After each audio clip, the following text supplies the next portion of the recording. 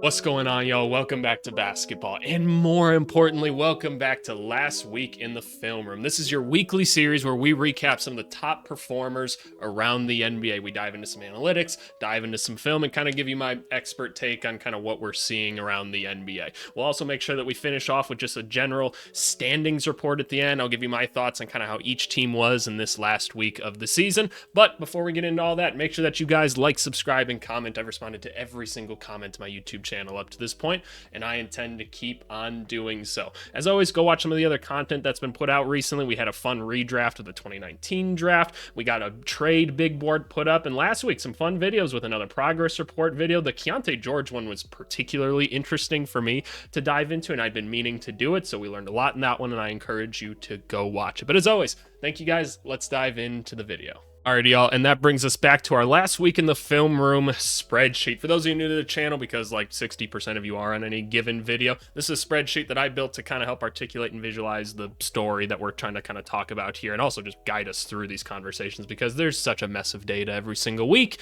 and this kind of helps us understand things better. So what you guys are looking at right now are the top performers from a week view. This is a Sunday to Sunday view, because I record this Monday morning and then put it out for you guys on Tuesday. As always, with all of the stats that you see here on the screen, there's a minimum games to qualify. You got to play in 2 games during the week in order to make it on these lists, and then there's a shots to qualify onto our field goal percentage and our 3-point percentage leaderboards. You got to take at least 5 jumpers, or not 5 jumpers, but just 5 shots in any given game, and then you have to take at least 3 3-pointers a game to end up on these leaderboards. So we're going to go through all these different categories. We're going to watch some film, do some stuff like that, and then we'll move into the kind of the other sectors of this video. But we've got 2 guys at the top of the list this week that I figured, you know what, this is what we're going to make the thumbnail about this week or whatever. We've got 2 kind of contrasting players to break down this week. The first one is Anthony Edwards right here, who had an amazing week in 4 games, averaged 36 points per game, 36.3 to be exact, 5 assists, 5 rebounds, getting you almost a steal and half a block. Shot incredible from the field. Shot absolutely incredible. He was torching people this week, and I'd watched some of the film, and I was like,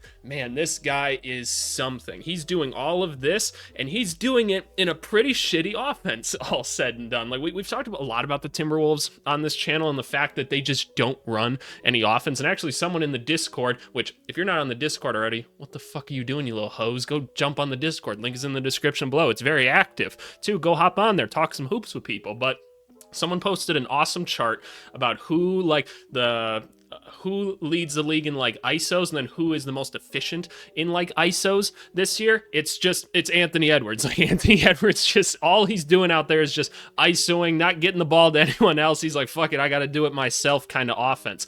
But then we talk about like Luka and how much he ISOs as well, but the Lakers do it in kind of a different way that makes a little bit more sense, and there's actual like movement going on around them. And so we talk about the success of the Lakers versus like what the Timberwolves are doing. I think that's kind of interesting, because when we look at Luka, and again, we're going to get into the film of Luka Doncic as well, also 36.3 points per game this week, almost 10 assists, right, to go along with it, and 10 rebounds, getting you a steal and a half. Luka's been one of the best steals guys in the NBA this year, and still very efficient overall this week for how much usage he's getting. So I think it's going to be really interesting to contrast in the film who between Edwards and Doncic, like 36.3 points per game, why does one look so much different than the other, and maybe why is one a little bit more successful? That's going to be an interesting thing to talk about. Shea continues to dominate everybody, and if you look right now, the Thunder have like 3 lottery picks next year, so we're all fucked. We're all doomed. We'll talk about that later in the video. Cade Cunningham is always awesome. There's so much elite scoring going on in the NBA right now. Is Austin Reeves an all-star at this point? Is he? Let's pull up Austin Reeves' numbers. On the season, 28.8 points per game. That's more than Kobe had at this point in his career. Kobe was a little bit younger, but regardless. And obviously, offense is probably a little bit simpler than what it used to, but guys are also just a little bit more skilled in what they do. 7 assists, almost 6 rebounds, just shooting well overall from the field, probably about league average from 3, but insane numbers this season. A shout out Jamal Murray, always doing his thing, especially as the Nuggets have some injuries right now. That's impressive. The Bucks got Giannis back. We could go through some of the top guys. Maybe guys you didn't expect to see this week are CJ McCollum, but look, he's on the Wizards, and nobody else is really going to go get you all those buckets, except for one other guy who we'll talk about briefly. So CJ McCollum is going to have weeks like this where he just gets to go and get some buckets. Not really a surprise. He's always been a pretty phenomenal offensive player. A lot of names that we recognize. Shout out Jalen Johnson, who had a pretty crazy double overtime game just yesterday at the time of recording this. He's putting up some insane stats right now.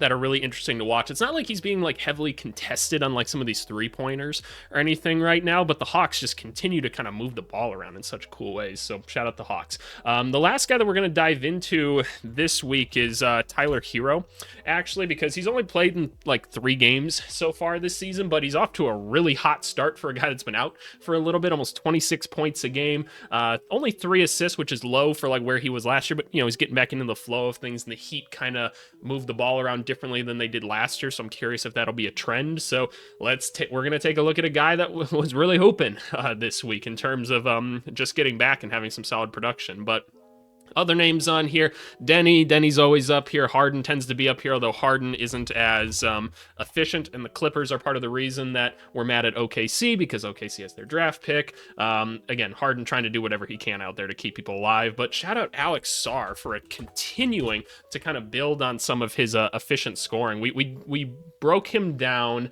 When was this? When did we do the Alex Sarr progress report? We did do an Alex Sarr progress report. No, yeah, we did one here. So I'd recommend going and watching this to kind of talk about or understand what Alex Sarr is doing well, what he still needs to do better, but definitely taking a second year leap as he's almost at 20 points per game this year, which is not something I thought he'd be scraping this early on. And shout out Kobe White. Yeah, that's what I got to say about him.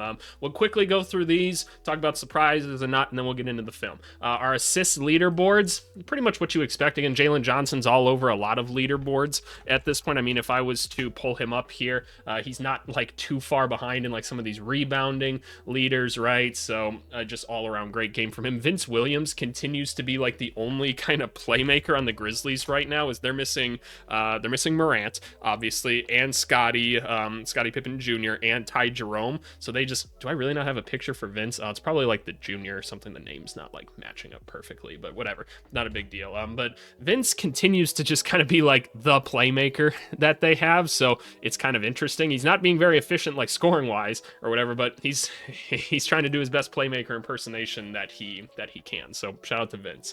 Our rebounding leaderboards, no names that are too surprising here. I mean, shout out Mark Duran's always up here. Zach Edey is a really interesting one. He had one really crazy game just last night, again at the time of recording.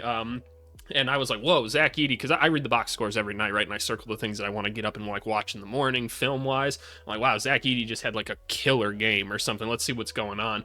And I didn't even process, but I got into the film right away. I'm like, oh, he was playing the Kings, going against Drew Eubanks. He was getting the dumbest buckets like you could possibly ask. And I'm not trying to take that away from Zach Edey. Like, you can only get given, or you can only make the shots that you take, right? And he just took advantage of his situation. But my God, the Kings are bad. Like, they're just throwing like from the top of the key, just lobs down to him. Nobody's helping. And he's just like switched on to guards and like other just like really small like forwards or whatever. And he's just turning around and throwing in. They're not even good hook shots, but he's just throwing the bitches in. So it's like, well, fuck it. If they're just gonna let him get away with that, good for them, right? Good for them. Sorry, Sacramento, I don't know why the fuck you guys are doing that, but shout out Zach Edey. And then Kel'el Ware getting some minutes, getting some good rebounds. Our steals leaders, Jalen Suggs, who's like surprisingly been like an analytical like anomaly this season. Not great this last week in terms of field goal percentage. Oh, just a rough week in general. Only 2 games. I don't know did he get like hurt in one of the games or something like that, but on the season he had been pretty efficient for the most part, and especially on like some of the playmaking ends of things and kind of limited minutes. So we shout out Jalen Suggs, but we'll see where kind of those things go. Keegan Murray has had an interesting kind of start to his year, as he was out at the beginning with injuries. This last week he did average 20 points per game, which is great, and the Kings players are like, hey man, this team's only as good as Keegan Murray is, which I'm like, that's a little bit worrisome. I personally really like the potential of Keegan Murray, and I hope he gets the chance to show it a little bit more. I'm not sure when that's going to happen. We'll see if the Kings are actually able to tear shit down, but regardless, there he is. We also got Josh Hart up there. Reed Shepherd also extremely took advantage of somebody this week. Reed Shepherd continues to trend in like an upward direction right now. His three-point shooting is out of this world right now, which is awesome. This last week, 15 points per game. The efficiency wasn't as good. I think it's going to be probably up and down for a little bit, along with some of the playmaking, but he took absolutely complete advantage of Keontae George having one of the worst basketball games I've seen in a minute. And we just did a video on Keontae George as well, so go watch that one or whatever, because the things we were praising him about in there did not show up in that game. But also some of the context that we pulled from this video looks really interesting in the context of just one basketball game. But Reed Shepherd made Keontae George look so dumb at points, and again, George just didn't look like he was completely locked in. But it's a whole thing. It's a whole thing. So shout out him. Shout out Paul George. Our blocks leaders, Jay Huff, kind of having a moment right now, so shout out him. Otherwise, some names that we're pretty familiar with getting the blocks up right now. No Wembanyama, so he's not there right now. And our field goal percentage leaders, Neemias Queta. I was saying at the beginning of the year, man, I'm a big Queta guy, and it continues to kind of show. Like, having a pretty solid season overall. Like, get some people healthy. If Derek White could hit some shots, and Derek White had one good game over the fall break or whatever, the Thanksgiving break for those of us in America. Had a pretty good showing, so hopefully Derek White can start to bounce back a little bit. But DeAndre Ayton continuing to do his thing. Giannis is up there. Robert Williams obviously just run, jump, and dunk. And then the fact that Jokic is doing what he's doing. Let's just have our weekly Jokic is ridiculous. Look, 21 points for him, only 21 for Jokic. 12 rebounds, or 12 assists, 9 rebounds, a steal, and he shot at 85% from 3 this week. Yeah, and 73% from the field. I don't know what else to say. He's ridiculous. He's just ridiculous. Then our three-point shooting leaders. Jace Richardson out there hitting 2/3 of his shots, kind of limited numbers, but whatever. Cam Johnson starting to heat up a little bit, which Nuggets fans really need, because it's kind of a tough start to the season, but we're moving in the right direction. 20 points per game this last week. Again, no Aaron Gordon, no Christian Brown. They need him to step up, and he's stepping up right now. CJ McCollum just went nuclear. So did Miles McBride, and so did Cam Spencer. Kind of all just had some nuclear games and were able to end up here. So shout out to them. I say we start to get into some of the film right now. And so we're going to start with Anthony Edwards and our Luka comparison. I think that's going to be fun. And then we'll move on to Mr. Tyler Hero. Alrighty, y'all. So this first game for Anthony Edwards that we're going to take a look at, we'll take a look at the scoring and we'll take a look at the playmaking, because I think that that's important. But it came against the Spurs. It was a win, which is always nice to see. But again, I really want to compare and contrast the difference between 36.3 points per game of Edwards versus Luka. And I'm not saying one is like better, worse, or even like that. It's more so a comparison of the teams, and I think that it's kind of interesting, and I want to just dive into these two games of film to kind of determine that. As always, these videos are almost certainly going to get demonetized, unfairly so, because YouTube just says like, hey, like, I saw this clip, you're not supposed to use this. But as always, YouTube, I'm not trying to pass these clips off as my own. I should be protected under fair use because I'm making educational content as kind of an expert in this space. I'm doing commentary, pausing, rewinding, transforming the video into something new, so please don't demonetize it. Please. I even put my legal defense down in the description down below, and I won one of them already, so y'all better watch out. I got my legal defense set up now, but anyway, they're still gonna demonetize my videos. But anyway, let's watch some Anthony Edwards, see how he's scoring right now. Love this Timberwolves court, by the way. Good shit, Rudy. We're just gonna take a little three here, step in, nothing too crazy. Good shit, Ant. One of the things I want to highlight from Ant in his recent play of basketball, his ball handling has been awesome, and his like change of pace, like I give Anthony Edwards a ton of credit. He continues to evolve his game in so many crazy ways. That's something I love about him. Like, now all of a sudden he's like, okay, I'm gonna be a change of pace player and have sick handles. I'm like, Ant, like, I know you've been like solid at these things before, but like, you can tell he's like reading. He's like, I'm gonna go here now, and I'm gonna explode here now, and I'm gonna go here, right? It's like, man, he's learning it, man. He's figuring it out. So let's see if we can see some of this on display. Just right over the top. This is great. We'll break down the shooting form just because I think that's always important. As AVC, when he did player development, his specialty was shooting, right? Actually leaning back just a little bit on this one, but he still goes straight up. Feet go together. What's great about his feet when he lands right here, watch. Notice steps into it, 45 degrees opposite of the shooting arm, which is always valuable. Boom, bottoms. Very nice by Mr. Ant. All right, here we go. Also, shout out Dylan Harper back and balling since recovering from his injury. So great to have him back on the court. Let's watch some Timberwolves movement right here. Nothing much really going on here. We've made fun of Jaden McDaniels a little bit this year as he tends to just kind of stand around and not look like too ready for anything, but what happened right here? Like, are they in somewhat of a zone and they just don't really match up and he's wide open and he's going to hit that one too. So Spurs not stepping up on that one. Let's see what's going on offensively right here. Ant's just going to do it himself, go over, not quite able to get up and over on him. Is this a foul? No, pretty straight up by Harrison Barnes, what I would have loved to have seen Ant do. He goes to the finger roll with the left right here, which is a tough shot to make. I'd prefer that's more of like a kind of like a float more so than anything else. Maybe you're able to push that off the glass, but when you have elevation like him, it's one thing. Oh, and now he's not getting back on defense. We don't love that. And we know that's something Ant-Man does. Shout out Terrence Shannon Jr. being back. That's great. Look at this. Some off-ball action right here for Anthony Edwards. Because let's take a look at something really quick. So Anthony Edwards right here. Let's take a look at some numbers. He is in the 8th percentile for percent assisted, right? So very rarely does he get one of his shots assisted for him. When we compare it to Luka, I'm guessing Luka is going to be the 1st percentile. Honestly, I have to imagine, right? He's got the ball the whole fucking game, right? Yep, he's literally the 1st percentile. So there you go. He only 25% of his. Like, that's how much of a drop there is in those. We went from like 41 to 25. That's pretty crazy. But just taking a look at Ant, been good at the rim this year, been great from 3 this season, right? That's awesome. Taking a lot of shot attempts, but he's not getting too much help here. Like this percent assisted at the rim, like wouldn't it be great if we could have some Anthony Edwards like cutting and stuff like that and other people creating, but who else can really create on the team, right? That's when you ask that question. So it's hard, but here we go. He gets downhill. One of the great things about him right here is, right, as soon as he catches this ball, look where his feet are going. They are pointed exactly where he wants to go. He's able to finish through. That's an incredible move with the left, like strong, balanced. It's great stuff. What do we got here? So we got somewhat of a ghost screen right here. They're kind of just clearing out, honestly. It's not even a ghost screen. They're just clearing out and being like, all right, Ant, go do what you got to do against the smaller Fox. He's dancing. They send a double right here, and he's going to settle for a tough jumper. And when we take a look at Ant's like shot chart, which is right down here, it's sporadic, right? It's sporadic. And look, he's good, right? Like he's hitting a lot of these shots, which is awesome, but it'd be nice if the Timberwolves, who we know have some offensive struggles at times, could maybe clean some of this stuff up and install a bit of an offense and get some easier looks for people, because there's not like a true creator on the team. So that'd be nice. And Julius Randle's another one of the leaders in like ISOs, right? So it's just kind of what they're doing. So so all we did in this possession, it's the start of a possession, we got a switch onto Sohan, which honestly isn't even like a phenomenal like mismatch to attack, because Sohan's a pretty good defender, but Ant's pretty awesome. He's able to just slip right by and go. Take a look at some of the ball handling here. Great stuff by Ant, right? Doesn't need to do anything too complicated, just breaking him down.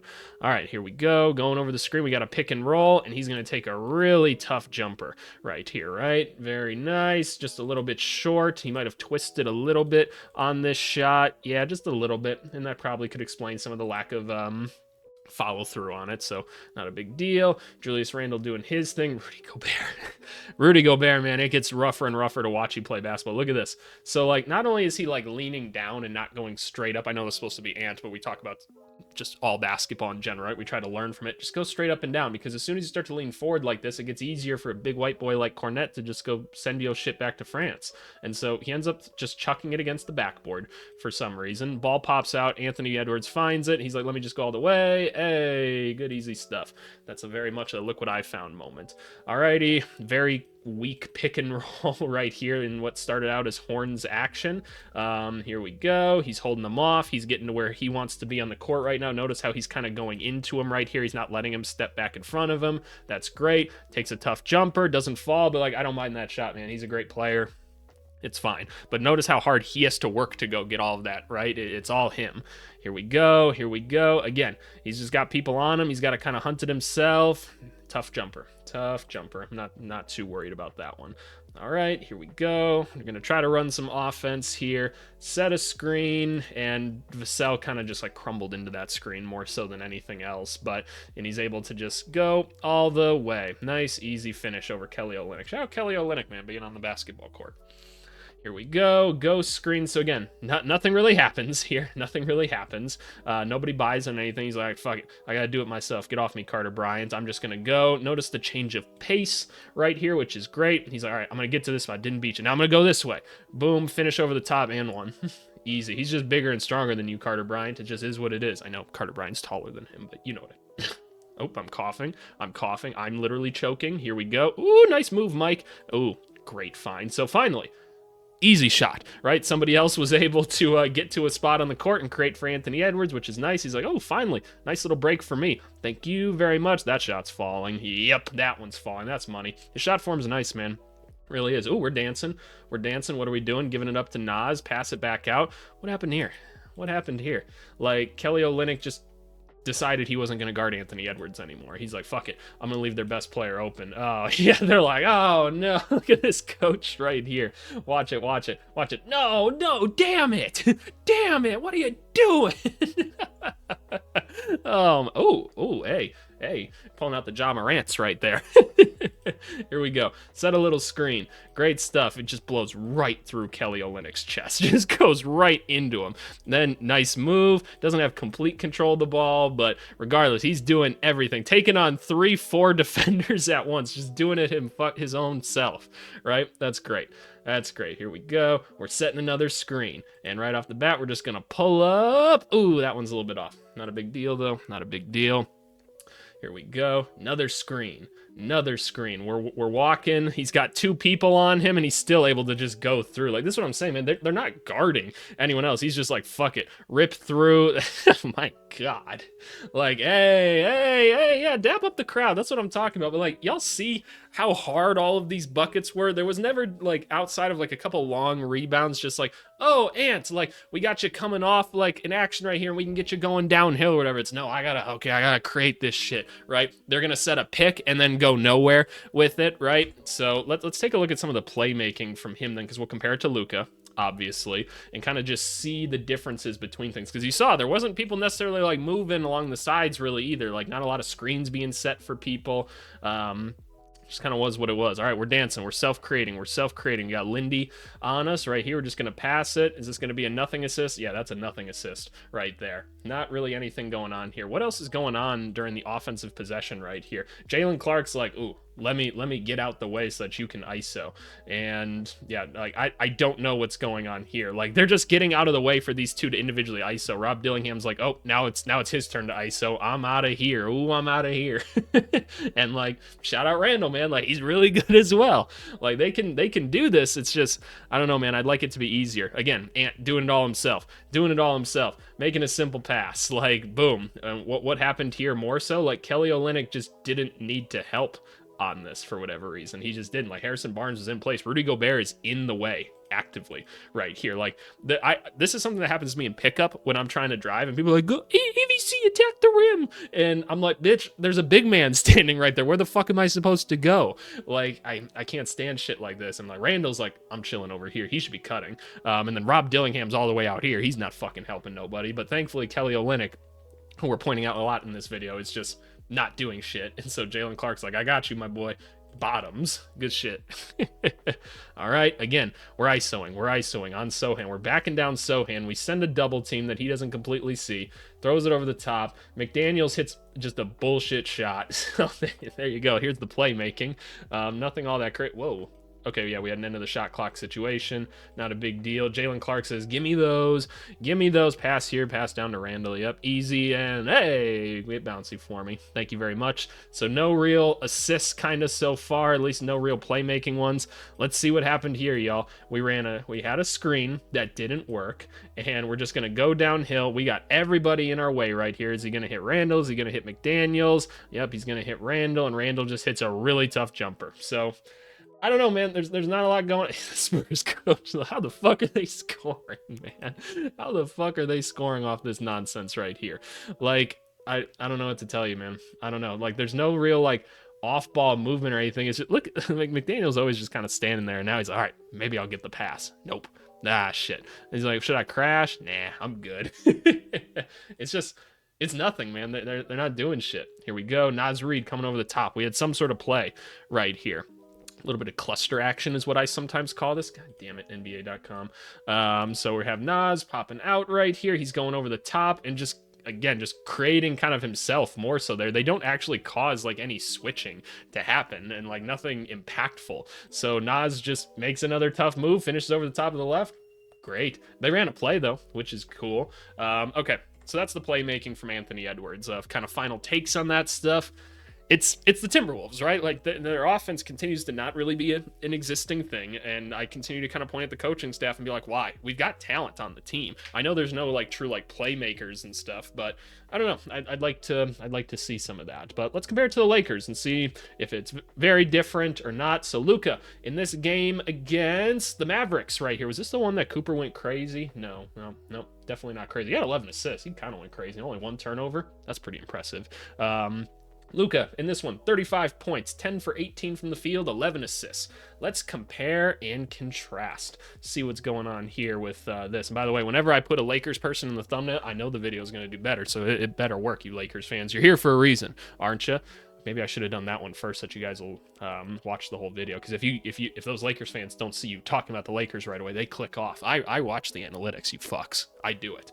Alrighty, here we go. Oh, look at this, some off-ball Luka. Some off-ball Luka. That's what I'm talking about right off the bat. Thank you very much, because this was something I wanted to talk about, right? We saw Luka first percentile in shots created for him. We saw it at the end of last season with the Lakers, where we're like, ooh, they ran some plays to get Luka easier looks. Is that going to be something that maintains itself? That'll be interesting. We haven't seen it much this year, if at all, but right off the bat, we got a little initial action right here, which is interesting, right? So look at this. Ayton's just setting a little pin down screen right there, and bottoms. Very good. I don't need to break down Luka's shot form or anything. He's awesome. Look at this. We got, like, look at this already. We've got some motion. Like, Luka is one of the horns in a horn set right here. Horns, two people right here. Reeves is coming down right here, so you gotta take a step back, right here, because you don't want to let him get the back door on it. It's really hard to chase that guy through, and Luka can make that pass. So Gafford's taking a step back, and now he's able to set a really easy screen and get over the top. He's going to rip through. Now you got a pick and roll advantage right here. So, like, look at the difference right here. Like, just already in 2 plays, like, look at how much simpler it is for him. All right, we're just going to take it a really difficult step back because he's Luka and he can, so why the hell not, right? Why the hell not? All right, what do we got here? Can we just see what was kind of going on in this play? So we got him in a post-up situation against Najee Marshall for some reason. Didn't draw a foul, I guess, on that one. Maybe he thought that he was going to. Almost threw that bitch in anyway. Those are some Luka shots that we're going to see. Right off the bat, a little bit of passing. We're respacing. This is great. Oh, and look at that. And obviously, you have a LeBron, you have an Austin Reeves, right? People that can generate some offense and stuff. That's something the Timberwolves are probably lacking, but doesn't mean you can't run some plays. Ooh, okay, we're going to rip through anyway. Get out the way, Coop. Get out the way, Coop. Here we go. Dallas running their shit right here. Oh, okay. Sometimes the NBA clips up weird things and puts them in the film. I don't know why. Right off the bat. Shut up, bro. That's not going in. Come on now. That's too deep. That's too deep. But, like, hey, it's Luka, man. You're gonna live with some of those. That's why, though, the 3-point percentage for, like, Luka not as good this season, right? It's like, how do we cut down on some of those? And look, you don't want to tell him too much because he's just great offensively, right? At the rim, 99th percentile. He's shooting 84% at the rim. That's insane. That's insane. Get to the rim as much as possible. We need to improve this 3-point shot right here, make it a little bit better. The assist numbers are crazy. If we want to take a look at some of the shooting, like heat maps or whatever, it's going to be more sporadic with a Luka as well, but even then, like, it's still a little bit more condensed than it was for, like, Edwards, and we're getting some consistent looks. This is his step back spot right here, if you're curious. So let's pull up Luka again. This is him creating a little bit more. Oh, stop it. Stop it. That's fucked up. He tried to do the little, like, fake pass or whatever. Look, he was like, oh, Cooper didn't buy it. Good job, Cooper. Just keeping your hands up. I love it. That's great defense by Cooper, man. Not much you can do about that. He got to the spot. We're in the second half already. Here we go. Ayton setting a pick. This one's pretty easy. Doncic is just stronger, and he's able to just hit the drag step, go over people. Max Christie's going to try his best to stop him. Bro, shut up. I was going to... Oh, my goodness. Look, you can't play any better defense than this, right? I don't even think you need to jump at it, but he does everything he possibly can, and he's still able to hit that bitch over him. Great.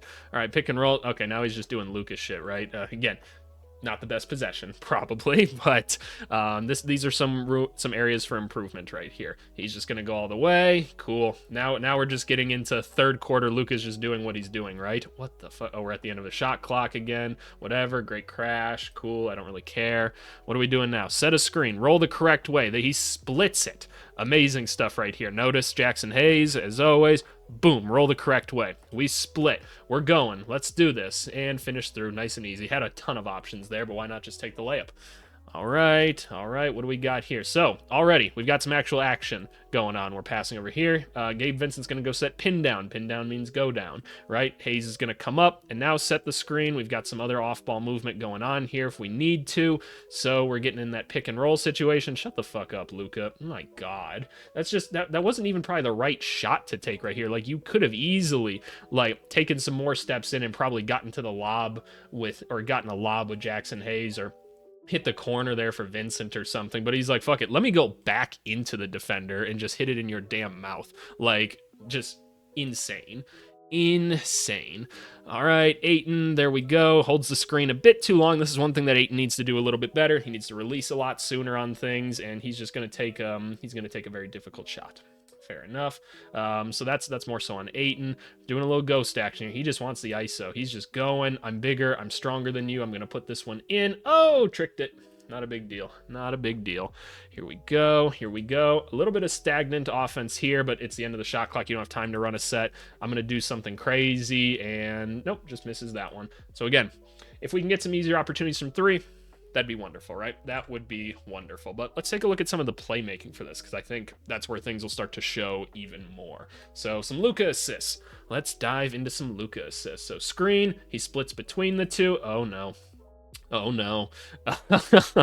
Well, a decision has to be made right here, kids. There's a decision that needs to be made, but I don't think there's much that we can do here. But let's break it down. Set the screen. Again, Ayton may be waiting a little bit too long to figure out where he needs to go, and unfortunately, PJ Washington steps up here, and when you see the back of your defender's head, you cut, and you get cool-ass shit like that. Don't you want to do cool-ass shit, kids? Watch the film with AVC and you can learn how to do some cool ass shit. Here we go, nice and easy. This is great. And what happens here, I want to see. So it's kind of a bad icing more so than anything else. It'd be great if Reeves could space out a little bit more, but he just decides to go around Daniel Gafford. It's not great defense. It's really not. All right, here we go. Screen. He slips right away because they're hard hedging right here, and he's turning around and looking right away because you probably want to give him the ball right here. Trying to figure out what's going to happen here most likely. So obviously there's a slip here, right? Luke is going to throw this ball over to him right here. If Hardy doesn't step up right away, I think that's Hardy. This could be a dunk for Jackson Hayes. Let me see. Nope, he's actually just going to skip it all, and he got to the step that I was thinking about even beforehand. So option number one is just throw it down here to the short roll. That's the typical way to counter an ice. But Hardy is in a decent spot right here, and so he's like, you know what? Fuck it. I'll skip a step and just go right to Vincent, who's going to hit that corner three. Good shit, man. Good shit. Here we go. And I love how early this action is. Like, I love how we're like, let's not waste any bullshit time. Let's get into it. We're pulling through. Hey, easy. Very easy. And it helps, right, when you got someone that can just split these screens all day long. But regardless, kind of interesting. Pick and roll. Throw it. Oh, my goodness. Kind of broke my eyeballs with that one. Ayton's even like, bitch, I thought I was getting the ball right there. Good Lord. All right, so right here, that's almost certainly a pass there, like most of the time. And so Cooper Flag's like, I got it. He's like, oh, fuck. And Rui's going to hit that shot. Shout out Rui Hachimura, man. Fun to watch offensively. All right, pick and roll right here. We're closing back out. Kind of a lazy Spain action right here. Is he going to be able to hit him for this pass? Nope, we're just skipping to corners, and LeBron's going to hit that one. The Mavericks just not playing great defense in this one. They're really not. Like, they're just kind of lazy on all of their, like, spots with all of this stuff. Here we go. So now we're able to hit the short roll, and Clay's got an option right here. He's either going to step up and contest. Gafford recovers, kinda. Whatever. It's just goofy defense that they're playing in this one, man. I don't quite understand what Dallas is trying to do overall. Here we go. Let's go. Throw it out. I love it. LeBron, wide receiver. Hey, young guards. When you get the ball and you're bringing the ball up the court, look to the rim first and work your way back, because if someone's beating them down there, make that pass. It's not as hard as you would think it is. Like, it's beautiful, and not enough people have that touch, but start working on those passes, man. You can work on that shit with your friends, but let's see. Fourth quarter, what do we got? We're just going to throw it down there. He's just bigger and stronger than Cooper Flag. Fair enough. Nothing else too interesting going on. Not a ton of sets necessarily in this one. What are we going to do? Are we going to get another pick and roll? Nope, he just wants him to throw it over the top. He's going to take a bullshit jumper. Fair enough. Okay, but it wasn't the best examples of things ever, but regardless, we got to see like just a little bit more creativity that the Lakers showed in things. Luka definitely got into his, I'm going to take some bad shots right here because I'm Luka Doncic, but yeah, it is what it is. So there you go. The last guy that we're going to watch in terms of like this week's like top highlights is going to be Tyler Hero. Like we said, just getting back. He's only played in 3 games so far this season, so let's pull up Mr. Hero right here and take a look. The offense has been crazy so far this season. Obviously not enough shot attempts to give you a percentile for things, but 50% from 3, 50% at the rim, 50% mid, all great stuff. The assists, that's the interesting thing, right? Not a ton of assists early on, and again, very early on, but when you look at that and you know that the Heat are kind of running that new offense this year, is that number going to stay down? Potentially, right? But giving you a quick look at the shooting chart this season, not as much three-pointers as you would think. Kind of interesting. But let's take a look at this game here against the Bucks, where Hero went 9 for 15 in this one, had 7 assists, actually, but he had 29 points. So let's take a look. Jaime Jaquez had been doing a lot of the ball handling responsibilities. Him and not even Norm, really. Norm's just going and hunting shots more so. But let's see some of this free flow and Heat offense and see how Hero's fitting into it, right? We're just attacking. Gary Trent kind of swipes at a ball that he shouldn't, and he's able to get all the way. Nice and simple. Davion Mitchell, been one of the best role players this season, by the way. Shout out Davion Mitchell. He's awesome. Here we go. The Heat are swarming, taking a little floater right there. That's the AVC special. Right here. This floater from like the free throw line. I love it, man. Like, it's hard to block, and you can get really good at this shot really easily. I promise you. All right, Kuzma doing some bullshit. Honestly, Kuzma hasn't been like that bad. He's been taking a lot better shots as of late, but I digress. Here we go. Let's get this three-pointer, man. He bounces right into it, which is what we love to see. Look at that. Bounces into it nicely. Knees are bent in a little bit. We'd like it to be a little bit more balanced down there, but we jump together okay. He's smooth in that upper half, man. Andre Jackson Jr. looked very unhappy on the bench over there. Here we go. Very out of control here, and this is something that we know from Tyler Hero. Is he a number one playmaker and initiator? I think most Heat fans and just basketball people would tell you probably not. He's not bad at it, right? So we see a little bit of the lack of ball control here, and he's like, fuck it, and throw this bitch up. Got it anyway. Throw that bitch up again. Nothing. I don't think there was a foul at all, if I'm being real with you. Here we go. So there were 2 shot attempts on that. We move on. What do we got? Some free-flowing shit. We're attacking. Step back into it. That shot looked really good. It was just long. I can live with that. Watch this. So he bounces, dead dribble, steps into it nicely. Look.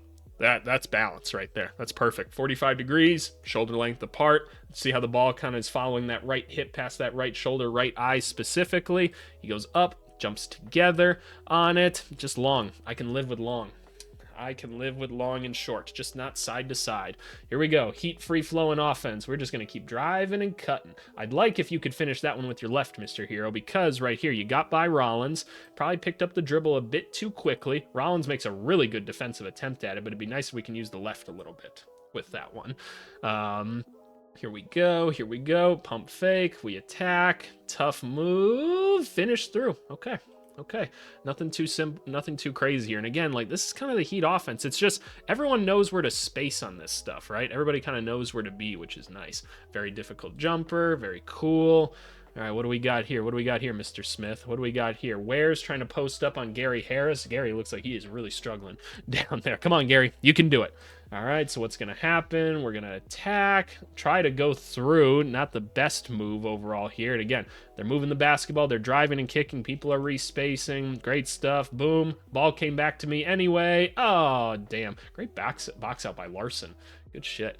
Here we go. Here we go. We're doubling. We're doubling Bobby Portis, interestingly enough on that one. I guess it's a decent place to trap. Maybe their defensive scheme just called for that this game, is try to trap in these corners because the Bucks put it there a lot.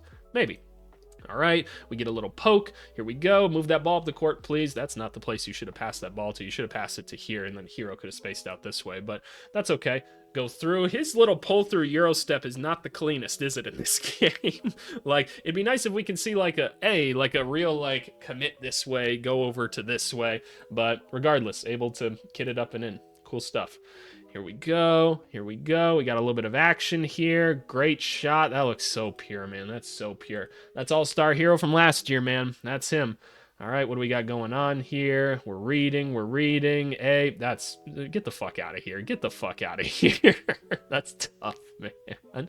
All right, cool. We're just attacking. And notice, like, they know where to be. Because when you go this way, watch.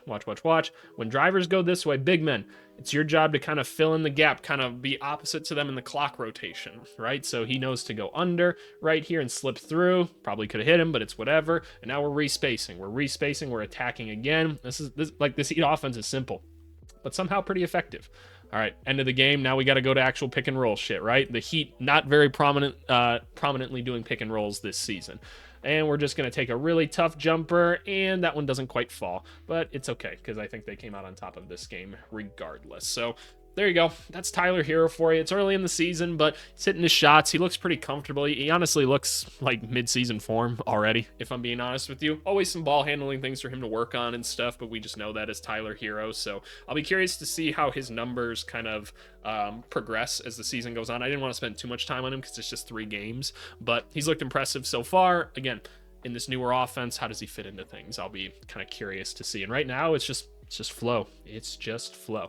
But okay, that's that part. Let's move on to the top performers of the year. Alrighty, y'all. Top performers of the year. You'll notice this looks very similar to the other sheet. This is just kind of a quick look at, like, hey, who's balling overall this season, right? Just kind of a catch up as to where we're at. Luka and Shea atop of our leaderboards. We're losing a couple people to the 30-point a game club right now. We had like 5 or 6 at one point, which was just insane. But as we've been saying, once you get about 20 games into the season, right, that's when teams kind of start to normalize a little bit more. Roles are found, right? And we'll start to see a little bit more consistency in things. So I'll be curious how many 30-point per game scores we have by the end of the season. Donovan Mitchell's about as close as you can get with that stuff. But any surprising names here? Like maybe Austin Reeves is a surprise to some people. I don't know. Lauri Markkanen continues to really dominate, and maybe some people weren't expecting him.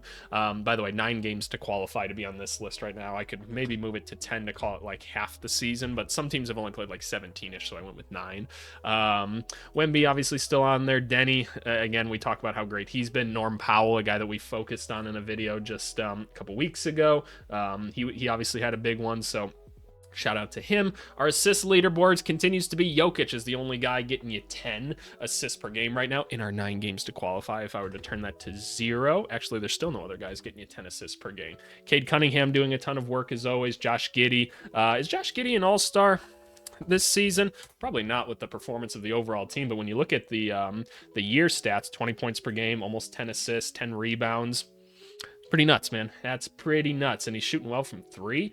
If the Bulls could just do anything right, again, Luka and Harden on there. Very cool. Our rebounding leaders, always Wemby, Jokic, Sabonis, Towns, and then Duren. Those are the 5 names that you really expect to see up there. Sabonis might fall off at a certain point just because of the lack of games played. Our steals leaders continues to be Dyson Daniels, who, like, his playmaking in general just has been like really impressive so far this season when you take a look at the year stats. And mind you, Trey played for a decent amount of this, but we're up to 10 points, 6 and 6, really. Yes, still can't fucking shoot. It is what it is. Maybe he's just not a shooter. It is what it is. Man, if you could hit a three, oh, you'd make so much money, Dyson. You'd make so much money. Oh, my goodness. But something to work on for him. Case and Wallace always up there. Bridges for sure. Kawhi and Anunoby. The Knicks need Anunoby back, man. He's it's not like they've been bad or anything, but it feels like he was such a catalyst for this team at the beginning of the season.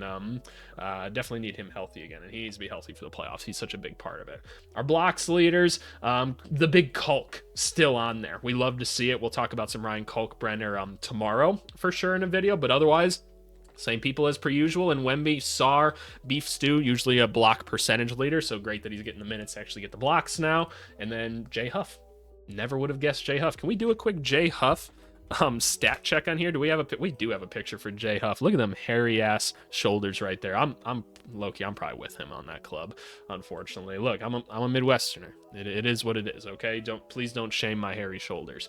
But taking a look at the year stats for him, 7, 3 rebounds. The Pacers did win 2 games this week, one of them against my Bulls, so good for them. But I don't know if I can completely like hate on some of the play from them. Jay Huff had a great week this week. There's no doubt about that, but it's just whatever the Pacers got going on at the center position has not worked this season, so is what it is.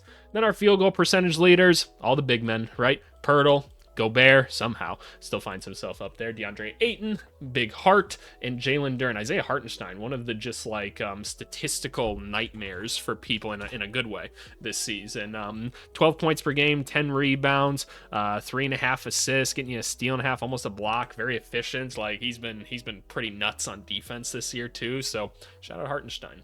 Shout out Hartenstein. And then our 3-point percentage leaders, Tari Eason's still up there. He's injured right now though. Derry Bird finding himself just shy of 50%. Io DeSumo, Bobby Portis, and then the boy Vit Krejci.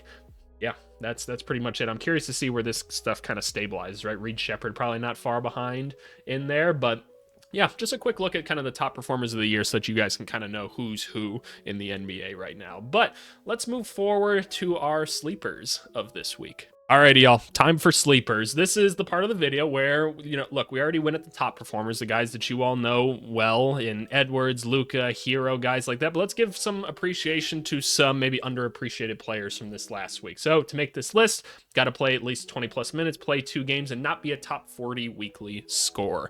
And this week, we got Anthony Black, Jalen Wells, and Colin Gillespie. Let's start off with Anthony Black, who this week, 20 points per game, 4 assists, 2.5 rebounds, a steal and a half. Defense, obviously one of the main things that he's known for. Shot it well from 3.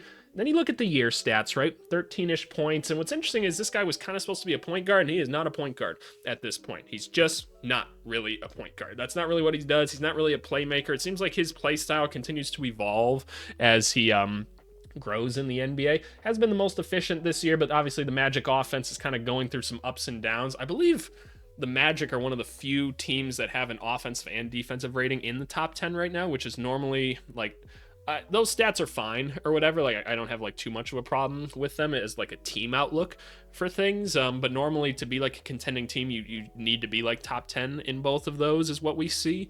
And so the Magic, they're there. A lot of it is happening without Paolo Banchero though. So I guess we'll see. But let's take a look at some Anthony Black scoring in this game where he had 31 points, got up 17 shots in this one. And the Magic offense can sometimes be a little bit wonky to watch. So let's see what's going on with Mr. Anthony Black in this game against Philly right here. So where is he? He's in the corner right there. Nice pass. Drummond's not going to be able to close out very well. Let's take a look at his 3-point shooting because Anthony Black, is this his 3rd season now? I believe it is, right? 3rd season, yeah. So in his first year, actually pretty good 3-point shooter, right? 39%, very limited amount of shots though. So if we look at the actual attempts here, 19th percentile. In terms of attempts, but he did make 39% last year. Not as good. This team had an extreme spacing issue this year. They tried to correct it a little bit this year, and we've gone up just a little bit. So our attempts continue to go up, which is good, but we're still not like a respectable shooter yet, but you could probably say that about every fucking person on the Magic at this point. All right, let's take a look at the form. Catch. I can't really see the feet right there. They look like they're really close together. So something to maybe watch for there. Shout out Wendell Carter right there. Good shit, Wendell. Good shit. All right, Suggs, we're going. Passing it back over the top. I love the rip right here. This looked like a really good rip. Can I confirm that it is? So right off the bat, we're going. And the catch right here. almost stepped out of bounds, but I like how he didn't go like completely backwards first with the step to go forward. Even then, it could have been better. I'd prefer just a clean rip through, but whatever, man. We wonder, oh my lord. We wonder why all the Achilles and hamstring injuries keep happening.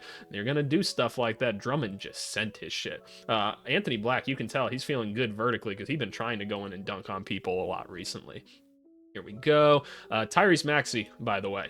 Easily a guy we could highlight every single week. Dude was playing like 50 damn minutes and still blowing by motherfuckers in games. So, shout out to him. Here we go. We're attacking. Good shit. Oh, boy. Okay. Let's see. Who is that on right there? Not Jared McCain. No, how is he supposed to post a TikTok after that? It's 2 steps in. Damn, he got up for that one. God damn. Okay. I see you, Anthony Black. I mean, if you just want to be a great athlete, I'm not going to stop you. Here we go. Noah Penda in the game. As always, this is a big boy. He's a big boy. I love Penda, and he cracks me up. I didn't love that shot necessarily. Let's see what's going on with this Magic offense right here. So we're going to set a screen, reject it. Cool. We got to kind of a spot on the court that probably, if we're letting Anthony Black shoot a mid-range from the elbow, I think the Sixers are probably more than cool with that. Great contest by Q Grimes right there. And Penda gets back into it. Great shit, Penda. He's like, man, give me that fucking basketball. Oh, damn. Oh, funny. I just really like Penda. Here we go. We're trying to create something here. Let me see what's going on. We're trying to create something. Set the screen. Great stuff. Boom. I still can't see his feet on it. I want to see his feet, but that one falls. Good shot. Oh, this should be really easy, kids. What are we doing right here? We got options. So options are, regardless, take one step inside the 3-point arc. What's probably easier is dumping this off to Penda, right? Now, are they probably going to throw an alley-oop to Black? Yes, they are. Hey, oh, Lord. Well, AVC had the right move in mind. It's a lot easier because he can actually get a running start to then go over. Is that Edwards right there? Yeah, it is Justin Edwards. So probably would have been easier just to dump this off to Penda right here so that he could kind of finish through and get a running start at him. But hey, I don't mind going for a lob. It's fun. Here we go. Step through. That's clean. Dumbass dudes in the park will always call a travel on you for this one, even though it's not. It's not a big deal. There we go. Good move. Let's see. What else do we got here from Mr. Anthony Black? All right. Pass the ball over here. I love how quick he's like moving down the court in this. Like no hesitation. Like found his running lane right here and then attacked it right off the bat. Great stuff. Finish with the right. Cool. No foul. Okay, and one. We'll take it. Penda screen. We love a Penda screen. Do we have horns right here? No, it looks like what we wanted was kind of a staggered screen right here. We wanted to maybe go for 2 on this. I'm kind of confused how the Sixers are guarding this. Are they in a zone? It looks like they're in a zone. Okay. I'm a little bit confused by the 2-3 zone, I suppose, in this. But Black, he's going to step back. His feet do be too close together, man. Like that's a problem. Like that one hit, and I'm glad we're excited about it, Jace. But we gotta get them feet right. Throwing it over the top. Oh, okay. Like great pass by Suggs, first of all, but like holy athleticism. Oh my God, is he okay? Are we good? Get up. Insane. Hey, if you're going to get passes like that, I guess your scoring is going to go up and your efficiency is going to go up. Great stuff. Good pass by Suggs there. This is great. That's great. I've seen a lot of improvement in his passing this year, which has been awesome. That's kind of what I was touching on earlier. So they obviously make the decision right here. Who is this? That's Barlow, right? So Barlow's stepping over. They're okay with Anthony Black shooting this, right? Is what it is. His feet are too close together, man. We just need to space him out a little bit so we can be a little bit more balanced. Comes together well. Hits the shot. Good shit, boy. Good shit. Oh, yeah, we're excited. Oh, no, attack. We got Drummond. Oh, no. Like, you did the hard work already. Come on, man, be a guard. Give the ball back to him. Give the ball back. Drummond's just, yeah, he's like, fucking shoot it, dude. I dare you. Bitch. Oh, man, hit it again on him. See, clearly, they do not give a shit if he shoots the basketball, right? Clearly, that's part of their game plan, so that's going to help too. What happened to Trent Waffer? We got a sniper in the building? Hold up. What's going on? Oh, cramp. Oh, Lord. Oh, no. Oh, I hope he's okay. Lord have mercy. What are we doing? Throw that bitch up. Hey! This is all first half? Good Lord. Okay. Ooh, tough pass right there. Why We got Andre Drummond fucking spacing in the corner right here. Bro, if you don't get in that damn dunker spot, I know Andre Drummond every once in a while hits the three-pointer nowadays, but come on, bro, if you don't get your ass in the dunker spot, what are you doing here? Like, if I'm Tyrese Maxey and, like, I saw, because, like, here's the thing, you just see red right there, right, when you're going, so you pass it, I would have been like, oh, fuck, Dre, what are you doing in the corner? Right? That's how I would have felt as the ball handler right here. We're going. Throw that bitch up again. Oh, he jumped so early. Why did he jump so early? What's going on right here? Let's see. It wasn't a great pass either, but hey, that'll do. That'll do. We can work on the passing, Penda. All right. Not a lot of true self-creation here from the young guard. Do we want to call him a guard at this point? Is he really, like, is he more of a wing? Is that how I should look at him? How do they have him listed at this point? Where is he mostly just guard is what we're calling? But, like, I feel like let's call him a fucking wing at this point. I think that's appropriate for Anthony Black. If we can take a look at that shot right there, that one looked a little bit different.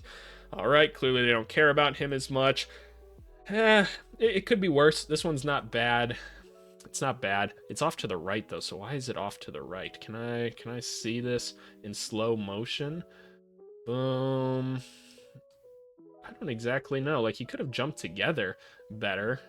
I'm confused why that one went so far to the right. So clearly some inconsistencies in the jumper. You didn't need AVC to tell you that though. Okay, here we go. We got some action. Right here. We're curling over the top. I like this. That's that not a travel? Is that one not a travel? Wait, let me see. 1, 2. That's a travel. That's a travel. Travel, ref. Good lord. Okay, fair enough. That one don't count in our eyes.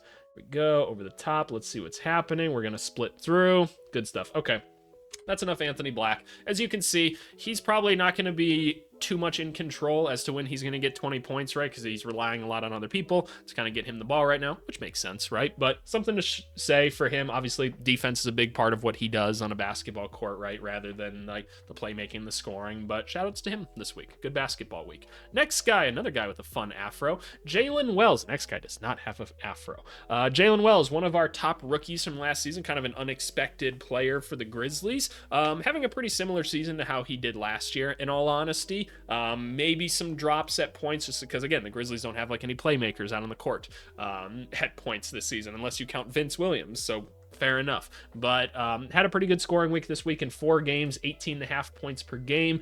Shot the shit out of the basketball. Again, we're not really playmaking or anything. We're probably mostly living off of other people.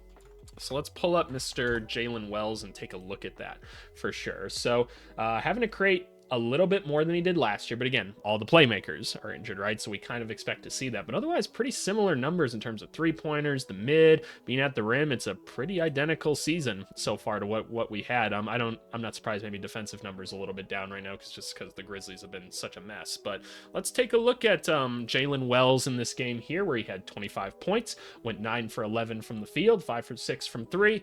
Let's take a look at what he's doing. Is he still just kind of spacing out and playing off of other people? Let's see. This is another game where Zach Edey just got to take advantage of some dum-dums out there. Let's see. A Vince Williams pass. He's one of the few playmakers, and we're hitting an early shot. We can break down the shooting form right here. I love that he balances himself with it. Feet 45 degrees. That looks great. Jumps together. I'm fine with that. I'm fine with it. Here we go. We're attack. Like, what's going on, Pelicans? What's going on, Pelicans? I don't know. Like, just nobody's gonna guard anybody. So he's like, okay, I'll take a step in. Like, it's not a great look necessarily, but I don't know, man. It's the Pelicans. KCP, we're going. Ooh, the no dip 3. I'm here for the no dip 3, man. That's tough. What happens with the feet? It's not bad, man. It's pretty solid. Like, I'd tweak a couple little things just about like how he's holding the ball, but otherwise not too bad. What do we got here? We got a screen by Jacques, and we're just gonna step right into this because they're going under on my shot attempt. So fair enough, and a little bit short. Not a big deal. I'm not sure I want too many Jalen Wells possessions like that. Shout out Cedric Coward. He has to assume some ball handling duties while other people are out. Trey Murphy, where are we going, dog? Where are we going on this one? I'm not completely sure. He thought that he was out there. He is not, in fact, out there, and he's going to hit a shot. So again, just other people kind of creating for him right now. And I think these are important things to note, right? When you're looking at box scores, do you see, oh, Jalen Wells had 20-something points in this one. That's awesome. It's like, oh, he just got a higher volume of some of his stuff created for him in this game, which, again, great. Glad he's making the shots, right? I mean, this all looks good. The form looks nice. Shots falling. Like, no complaints. No complaints about it at all. Here we go. We're going to see him try to attack a little bit. Not a lot going on here. Not a lot going on here, but hits a tough shot, man. It's falling tonight. So not a lot of self-creation at this point in year 2. There we go. Nice move. Nice move. Okay. What are we doing? Get the ball back. Let's take another three-pointer because them bitches falling. Them bitches falling, and the Pelicans are not guarding. Here we go. Here we go. Again, we got nowhere to go with the basketball. All right. Fuck it. I'm going to take this look right here, and everything's going in right now. He's talking shit. Everything. All right. Let's try to create for ourselves, man. Let's see. Oh, got him. Got him. And my God. Yeah, he's hitting, man. He's hitting. And it's an OT game. Very cool. We got another one from him. Jose. Oh, Lord. Oh, Lord. Okay. Vince, what do we got? What do we got? We're going to do some playmaking here. Like Pelicans. Pelicans. Let's figure this out, right? So we're in a crucial game right here, right? We're in a crucial game. 50 seconds left, tie game, overtime. Get back on fucking defense. You got 4 guys standing back here after a missed shot. Oh, Pelicans, it's been a season. And yeah. Oh boy. Okay, that's enough of that one. Shout out Jalen Wells, man, hitting the shots. That's the lesson in this one. But final guy to talk about here, Colin Gillespie, who quietly been really damn solid this season. If we take a look at the year stats right here on a team that really doesn't have like much point guard play to go around and like true ball handler stuff, Gillespie's stepping up into the role pretty nicely. 12.5 points per game, 5 assists, and mind you, this is like 25, 26 minutes or something like that he's playing. A couple rebounds, getting you a steal. He's shooting well from 3. Like, this is great stuff, man. This last week, 17 points per game. He played a lot more minutes in this one, and the efficiency just got better. Like, that's amazing. Can we pull up Mr. Colin G right here? What do we got? Again, the 3-point shot, that's been good since he came in the NBA. Not getting to the rim or anything right now, just taking threes. The assist percentage is awesome. Turnover percentage isn't bad. He's getting steals, getting involved. He's obviously a smaller guy, but defensively, he's got pretty neutral numbers, which is great. We love to see that. Again, if we look at the shooting chart, mostly just going to be out here right now. It's mostly just going to be out here, outside of probably a couple slips that he gets to the rim every once in a while. Yeah, because he is not going to the rim very often. Yep, that's kind of what I expected. Mostly 3-pointers, and honestly, not a bad percent of his looks are assisted, considering he's a guy that truly has the ball a lot of the game. So let's take a look. In this game here, he went 8 for 15 with 21 points, 9 assists. Let's take a look at some of the shots and kind of see what the Suns are doing with him. Right off the bat, going against Westbrook, I'm picking some of the worst teams to show film against right here. Like, we're showing the Kings, we showed the Pelicans. Who did we have for... Who was the first guy that we covered? We did the Sixers, who they've kind of been off and on defensively this year, so not the best ones. Under control, playing off 2 feet. Love to see it, Colin. Here we go. Again, found his way to the rim. Great stuff. Very cool. Good pass by Mark Williams. Here we go. This is simple stuff right here, right? So they're going to ice Devin Booker because he's just been a menace this season, right? He's been awesome. And so Marky Mark does the right thing, catches the ball off the short roll here, and now he's playing advantage basketball, right? Now we've got 4 on 3, and he's got decisions to make, right? If nobody steps up on him, which Keegan Murray does right here, now he gets to make a pass. You've got either, is that Royce? Looks like Royce, and then Gillespie right here. He obviously picks Colin, and this shot could have been cleaner, but it was a really bad pass by Mark. It's whatever, he had to step over and get it. Form looks phenomenal, jumps together really well. That's bottoms. Thank you, Colin Gillespie, very, very much for that. All right, initial action. What do we got? Going over the top. We're just pulling that bitch, huh? Oh, Lord. Oh, Lord. If Colin Gillespie hits that, you know you're not winning the game. Here we go. Here we go. And what happens here, Westbrook? Looks like we're just going under on it more so. And, like, here's the thing, right? Maybe they're okay with Gillespie hitting this shot because they're like, oh, it's Colin Gillespie. He hasn't proven shit in the NBA, right? Like, it's not like the other guy in the action is doing anything in Iguodaro, right? So, like, I don't know why you don't just kind of follow him over the top right there and try to contest that look. But misses anyway, so what do I fucking know? Good shit, Precious. Let's go, Precious. All right, here we go. Nick Richards sets the screen. Now we're into Spain action right here. What's Spain action for those of you that don't know, right? It's basic. It's one of the most ran actions in basketball. Pick and roll here that turns into another pick on the roll man, right? You try to get a lot of switches in it, and Gillespie just says, there's a lot of confusion here, so you know what? Fuck it. I'm just going to take the shot. It's falling for him right now. Very cool, very cool. All right, Dylan Brooks set the... Damn. Okay, taking a long one. Not sure that was needed, but he was feeling himself. I don't know if, like, in my Colin Gillespie play, I want to see many looks like that. Like, I don't need a lot of heat checks from Colin Gillespie, right? That's when you kind of got to know a little bit more. By the way, if I'm saying his name incorrectly, I'm so sorry. Like, I'm bad with names. It is what it is. Good pass, Oso. Oso's a good passer. I like him. All right, that's fine. Not a bad... Oso, do it yourself, my boy. Thank you very much. Good shit, Oso. Here we go. We're attacking. Nice and simple, but here's something we could have done better, right? Here's something we could have done better. Point your feet where you want to go, right? That's something we often talk about. Point your feet where you want to go, because otherwise you end up falling away from the hoop, right? Go chest someone up, right? So that you don't have to fall away and take a harder look, but Mark's able to get over him anyway because his arms are ridiculously long. What do we got here? That's great spacing, man. Like, look at the effort to go and get that space right here. Like, that's awesome. If he hits that, that's insane. Like, yeah, that would have been tough. That was a lot of movement in one right there. But shout out Colin. Can we get some... I don't really need to see too much more of the buckets right here. Like, that's a great attack right here. Let me just watch, like, a couple of the assists. I think that would be fun to watch in him before we kind of start to move on to the next... Oh, the Sacramento Kings. And, yeah, as great as Zach LaVine's still been offensively this year, Zach LaVine looks so checked out on the Kings, man, which, like, I don't blame him, man. Can we just get Zach LaVine on a good basketball team? I've seen the rumors of him to Milwaukee. That sounds great. Send him to Milwaukee, to which people will be like, he's never been a top 1 or 2 scorer on, like, a good basketball team. He's never gotten to play with a Giannis before. Let him play next to Giannis. He's one of the best scorers we have in basketball, and LaVine. Like, just please put him on a somewhat competent basketball team for once. That's all I want. Just bring the ball up yourselves, LaVine. Fuck it. Here we go. So the playmaking, nothing too crazy right here. Is there anything too crazy, right? He's just making the next right pass. Good shit. And bottoms. Good shit, boy. Here we go. Set the screen. He's navigating. Like, this is awesome. That's great stuff. That's awesome. Like, this is just pure basketball right here, right? That's the shit you're annoyed with. He's just continuing to snake his way in, play off 2, not being rushed or anything. It's just good fundamentals. All right, nice little screen here. Boom. Hey, great stuff, man. Like, that's reading. Oh, we love that. Here we go. Make the right pass. Devin Booker's good at basketball, so you're going to get a really easy assist on that one. Let's see one more. Iguodaro on the screen. Oh no. Pass it down there. Great look. Oh, and he's down too. All right.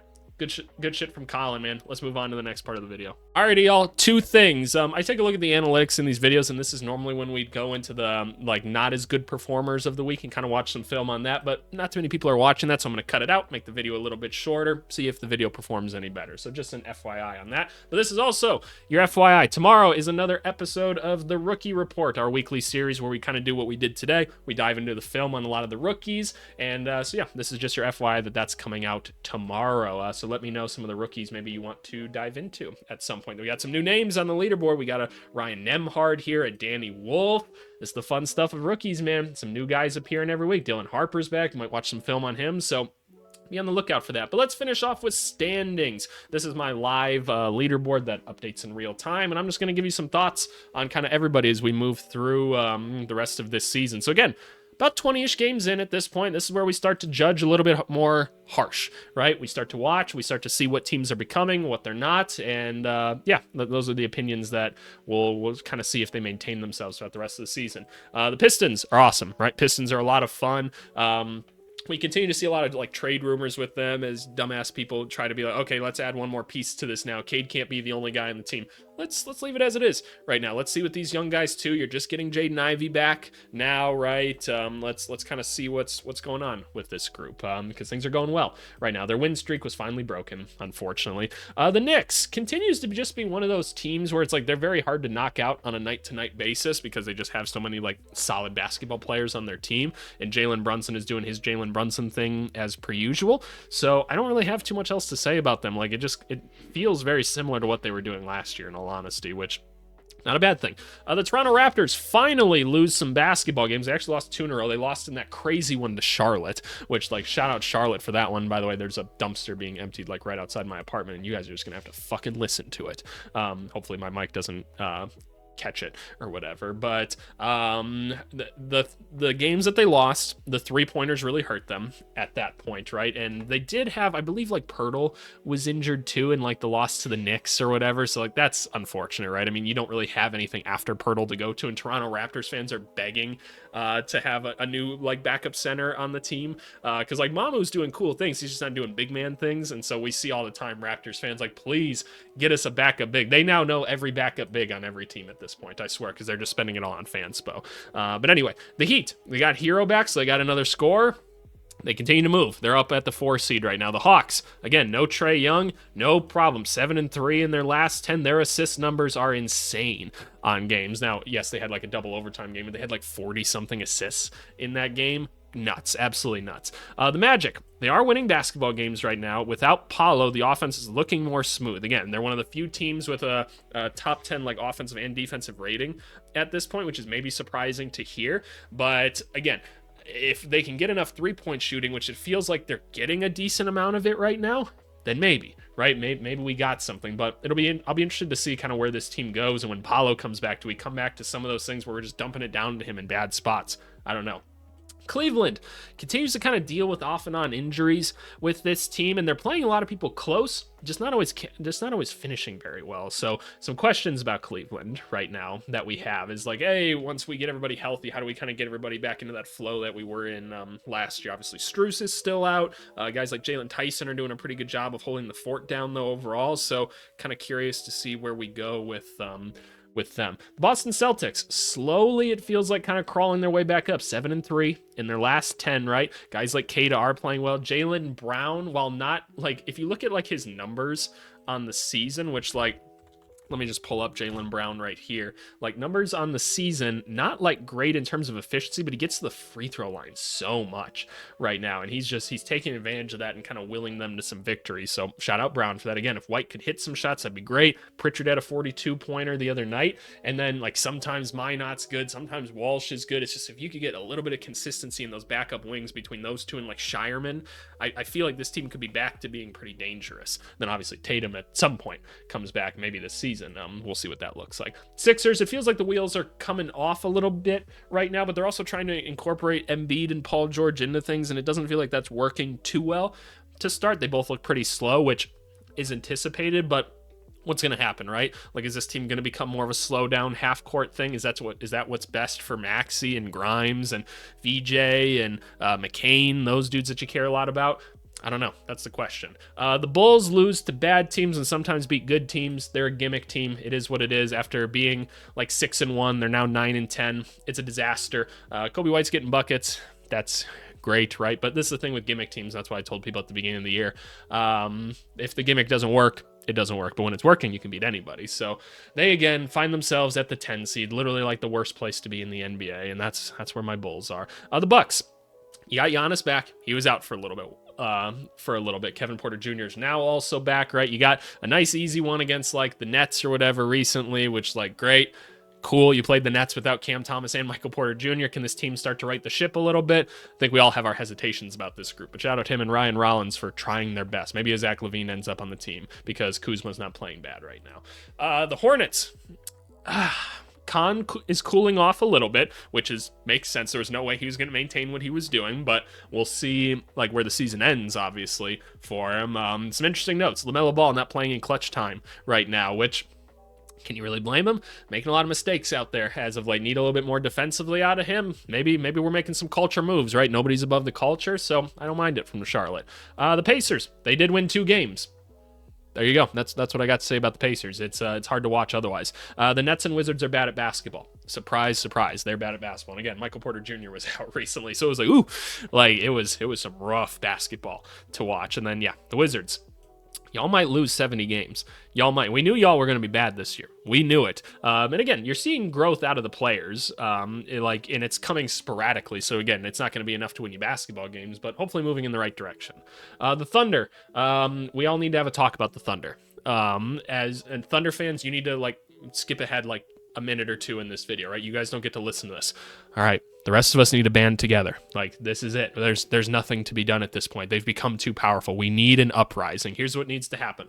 One, like, we all got to help the Clippers start to win some games so that they can't turn that into a first overall pick. We also need the Jazz to get worse so they can hold their own pick still, because if the Jazz's pick is like protected, we need the Jazz to get worse. So we all got to beat down on the Jazz. Jazz fans, y'all got to sabotage your team somehow. Clippers fans, whenever your team is playing the Clippers, y'all got to let them win.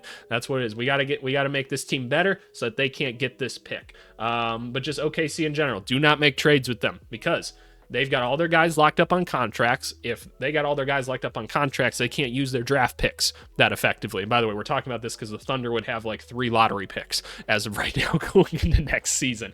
And they're unbeatable. And they've been doing all this without like Jalen Williams. And now he's back. And it's scary. We need to do something as an NBA like conglomerate. All of us need to band together to stop the Thunder. It's too much at this point. So that's my Thunder talk. The Lakers, I love what they're doing, man. They just got bucket getters on bucket getters and Reeves and Doncic, and they just kind of keep flowing. Like, Ayton continues to be semi-productive, and like there's still a lot of things I feel like you can clean up with him. LeBron, he's just kind of being that third wheel, which is cool. Rui, while he's struggled defensively this season, honestly kind of a lot, but I think he's going to even out a little bit. I'll be curious to see what kind of moves this team makes to try to fill out the bench a little bit more.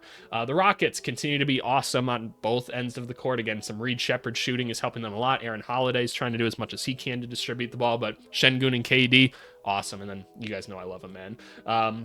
The Nuggets, despite all the injuries, continue to keep on keeping on, which is awesome. The Spurs, again, no Castle or Wembanyama. They did just get Dylan Harper back, and that's going to help them. But this team being the 5th seed still up to this point in a very competitive West is impressive. The Timberwolves have 2 incredible scorers, as we saw in this video, but the rest of the offense is shaky at best. Where's the rest of the offense going to come from? Should Terrence Shannon Jr. get more points or more opportunities? And why is it yes? You guys tell me down below.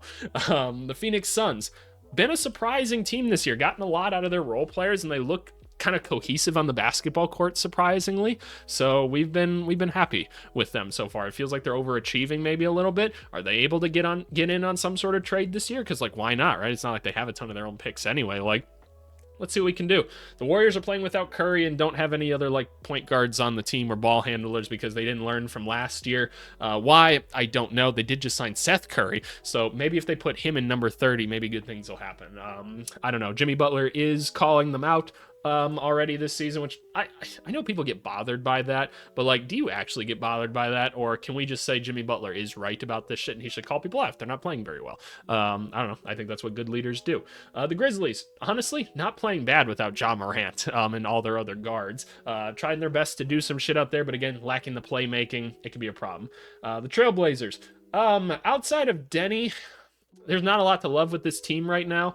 So I don't know. I don't really enjoy watching them play very much. So it is what it is. But I love Denny. Denny's a lot of fun. So you guys let me know what you're liking about Portland or not. The Jazz, competitive every night. Ace Bailey looks good a night in and night out. He gets you 19 or 20 every single night in efficient basketball. What else do you really need? Walter Clayton looks solid. So you should be probably pretty happy if you're a Jazz fan. Again, though, you got to lose some games. We got to start losing some games for the Thunder. Don't forget, you got to do your part, Utah. You got to lose some games.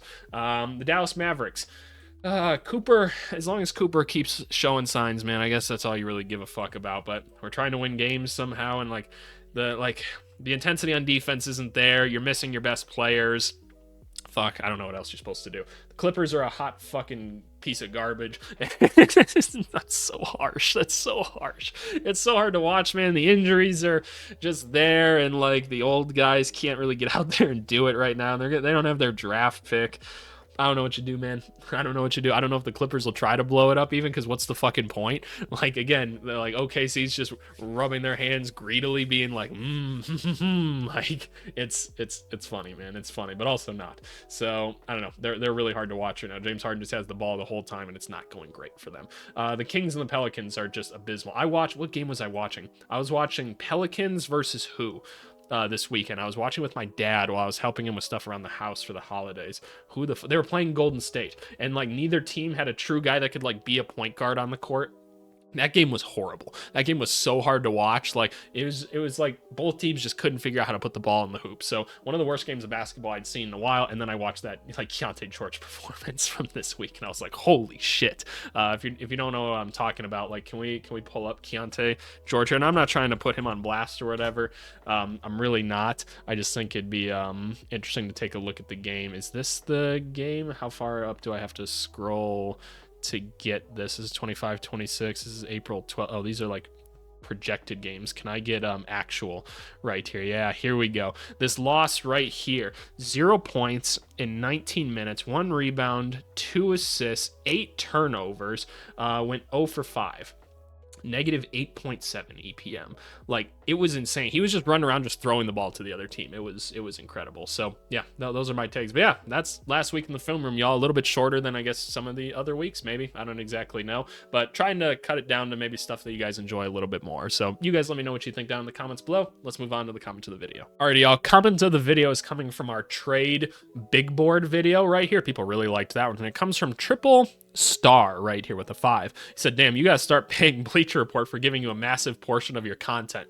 And not even that his comment was like that great. I just appreciate that his profile picture looks like it's like Thanksgiving food, and it was just Thanksgiving here in the States, so I wanted to give him a shout out to that. And yeah, Bleacher Report, I'm guessing in total throughout the year, probably about 15% of content comes from them. I'm gonna guess like 15, maybe like 17, 18% or something like that.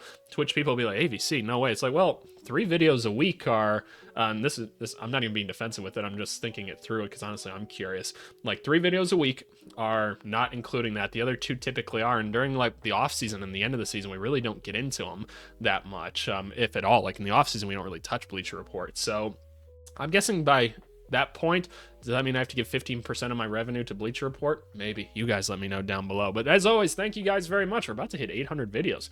Wow. Is this video 800, the one you guys are seeing? Probably, actually. That's kind of crazy. But yeah, as always, I appreciate you guys very, very much. Like, subscribe, comment, do all that shit, and we'll see you tomorrow. Bye.